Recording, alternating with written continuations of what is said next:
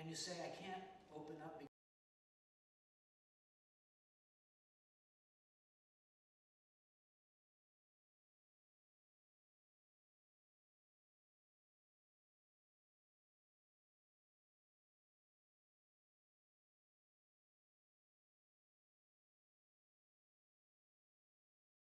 says, I think it's very important, Ecclesiastes 4, 9 through 12 says, two people are better off than one, for they can help each other succeed. If one person falls, the other one can reach out and help. But someone who falls alone is in real trouble. Likewise, two people lying together close can keep each other warm. But how can one be warm alone? A person standing alone can be attacked and defeated, but two can stand back to back and conquer.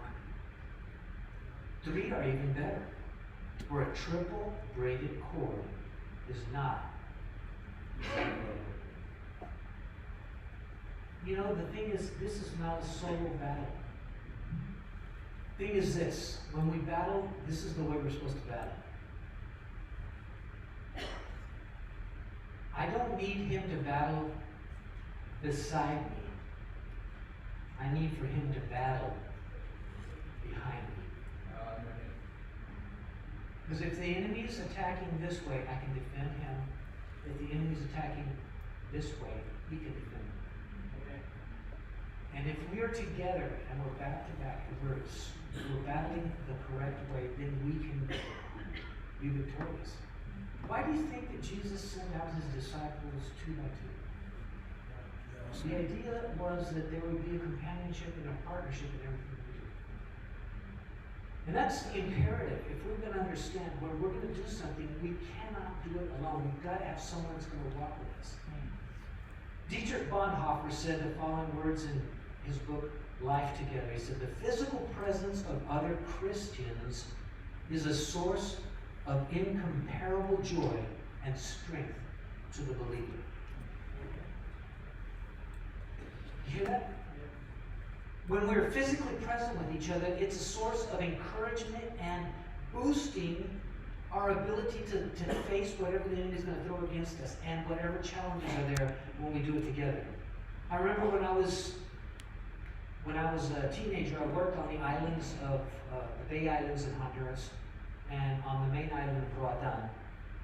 Remember I was working on a ship there, and we were on dry dock working on it, preparing it to be launched to do some tourism, but also part of it was a Christian outreach that the owner of the ship wanted to do. And I remember that when we needed to go from where the ship was to French Harbor, which was across the bay, we had to get in a little rowboat to get across there. And it was amazing because the rowboat was built there on the island, and it had 2 places for oars, double oars, where a person could row by themselves and get across the bay. But you know what, when it got a little stormy and it was a little choppy, it was a lot easier if I had someone with me rowing, and then both of us could go even against the wind and make it a whole lot easier than I could when I did it by myself. I got some pretty big guns during that time, big muscles during the time doing it, but I had a whole lot more fun when I did it with someone else. It's amazing how much easier it is when you have someone that works with you. The first thing I want to point out to you about community is that we are not designed for independence. We are designed for interdependence. In the world which we live in, we are told that survival of the fittest, the people that are the strongest are going to survive in all things. In God's economy, it's exactly the opposite.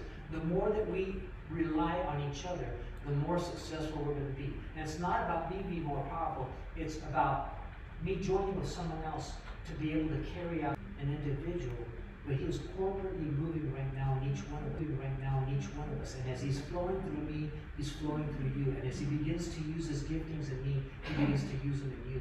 And the thing is, whatever he's saying to me, he will be saying to you if you are open and connected. We heard about being open and obedient to the way that God wants to communicate with us.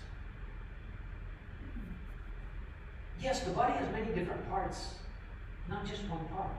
If the foot says, I'm not a part of the body because I am not a hand, that does not make it any less a part of the body? And if the ear says, I am not a part of the body because I am not an eye, would that make it any less a part of the body? If the whole body were an eye, how would you ever hear?